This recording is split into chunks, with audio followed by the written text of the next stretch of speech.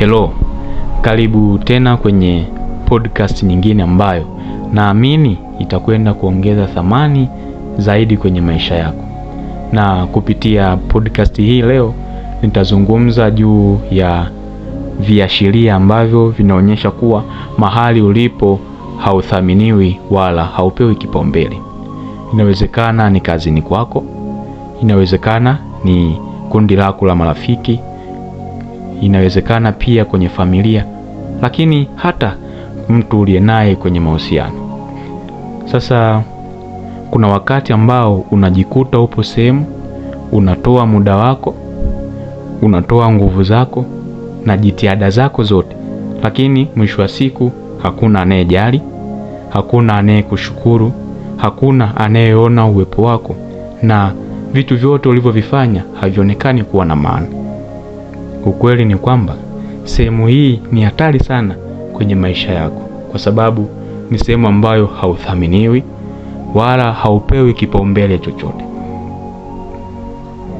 Inawezekana mahali unajitoa sana, unafanya vitu vingi, lakini hawakupi kipaumbele. Sasa nitakuonyesha dalili na viashiria ambavyo vinaonyesha kwamba hapo uthaminiwi. Moja ni kupuuzwa kwa maoni yako.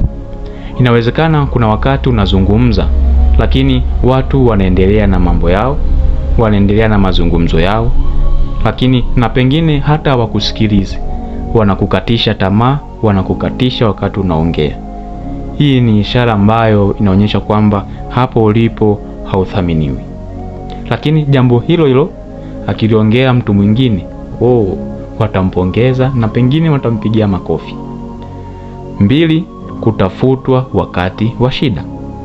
Hii ni mojawapo ya kiashiria kikubwa zaidi kwamba kama ni nyumbani, basi wanakutafuta kikuwa kuna kazi maalum, labda kusafisha banda la kuku, labda kubeba matofali kwa ajili ya kutengeneza kitu fulani, ndio wanakutafuta. Na kama ni kazini, unatafutwa wakati wa kuandika ripoti, wakati wa kufanya vitu vya haraka vinavyohitajika maamuzi ya haraka. Na kama ni mahusiano, unatafutwa pale ambapo mtu wako ana shida, aidha shida ya vocha, shida na era, au shida ya kwenda saluni, ndio nakutafuta. Sasa uwepo wako unaonekana na thamani pale ambapo mtu ana uhitaji wa kitu kutoka kwako. Lakini kabla ya hapo uwezi ukaona meseji yake, uwezi ukaona wanakuchangamkia.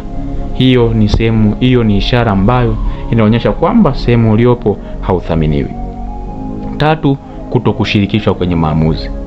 Kuna mambo mengine yanaamuliwa na wewe unakuja tu kupewa taarifa kwamba bwana, tumekaa kikao, tumekubaliana tutoe kila mtu mchango 10,000. Na pengine unaweza kukuta maamuzi hayo yalikuwa yanakuhusu sana wewe, lakini hawakukushirikisha, wamekuja tu kukupa taarifa. Hiyo ni sehemu ambayo inaonyesha hauthaminiwi wala haupewi kipaumbele. 4, ni kutokupewa pongezi au kutokushukuriwa. Maana yake inawezekana unajituma sana kazini, inawezekana unakuwa wa kwanza kufika kazini, unakuwa wa mwisho kuondoka, na vitu vyako vyote unavifanya vizuri, lakini kama ni kupandishwa cheo, anapandishwa mwingine. Kama ni kuongezewa mshahara, hauongezewi.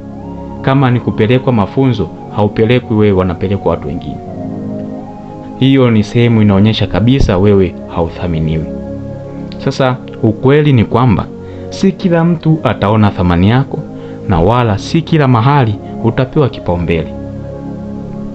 Jiulize, je, ni ishara gani kati ya hizi zimekuonyesha kwamba ulipo hauthaminiwi? Au ni vitu gani ulivyoviona ukagundua hapa bado sithaminiwi? Niandikie kwenye comment hapo, ili nijifunze pamoja na watu wengine tuendelee kujifunza zaidi. Asante kwa kuwa nami katika siku hii ya leo. Tukutane tena kesho kwenye podcast nyingine ambayo nitaeleza juu ya sababu za kufanya uthaminiwe na ufanye nini unapogundua hauthaminiwi. Usisahau kusubscribe, kulike pamoja na kucomment. Mimi ni Josephat Kato. Tukutane tena siku ya kesho. Bye bye.